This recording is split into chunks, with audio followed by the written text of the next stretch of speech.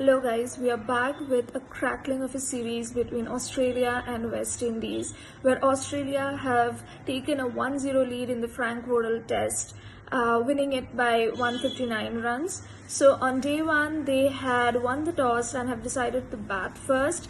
Although there were visible problems that were seen in the batting unit of Australia, with Usman Khwaja and Constance and Green seemed to be struggling against the West Indies bowling, but we also have to give it to the supreme luck that they got, as a total of some 7 odd catches were being dropped by West Indies in total, which we could only say that were a series of some very evident mistakes being put forward by West Indies. They were bowled out for 180, but for surely if those catches were also taken into account, they should have been wrapped up even earlier.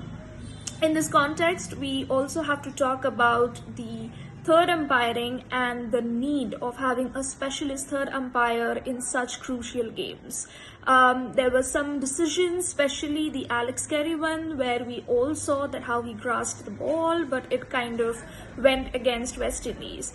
To be fair to say, all of the decisions basically have gone against West Indies mostly, which kind of also have impacted in their throughout the innings that they were able to post after the 180 all out of Australia.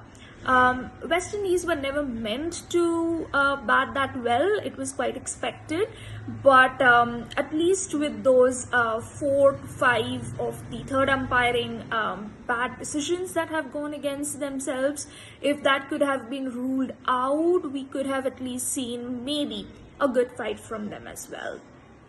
Coming to the day 3, Australia was good with the bat again, and we could see that Australia posted some 310 runs. Webster, Carey and Head had come into unison with the bat for putting up that huge good total in a minefield like pitch that we had. So at the last, we saw that West Indies have been terribly bowled out for 141 runs only. And the last, we saw that Josh Hazlewood had a fantastic, fiery, devastating knock of a fifer. When he started landing the balls in the correct areas, I think the pitch just appeared to look like a minefield that was very, very difficult to survive on. With that, I think it was mostly a balanced test. That was what we saw for the most of the days, at least for the first 2 days.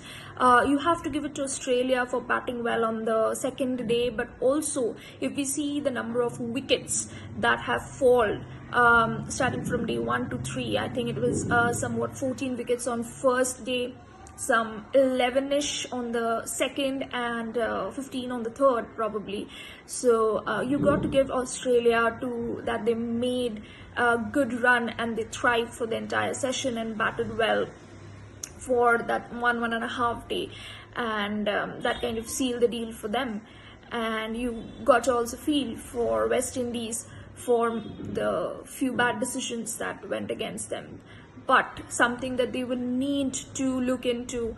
Sharma Joseph for sure is a promising bowler that holds a lot of potential for them in the upcoming tests as well, but they need to look at the basic, which is the fielding aspect of the game, because we all know catches win matches. And with that, we conclude the first test. On to the next one. Australia, although they would be gaining a lot of confidence from their second innings batting particularly, they have already been in form when it comes to bowling.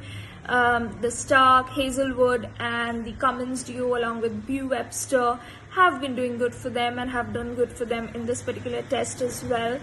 But I think the batting top order vulnerabilities are something they should be keen to look into for their upcoming tests. Thank you guys.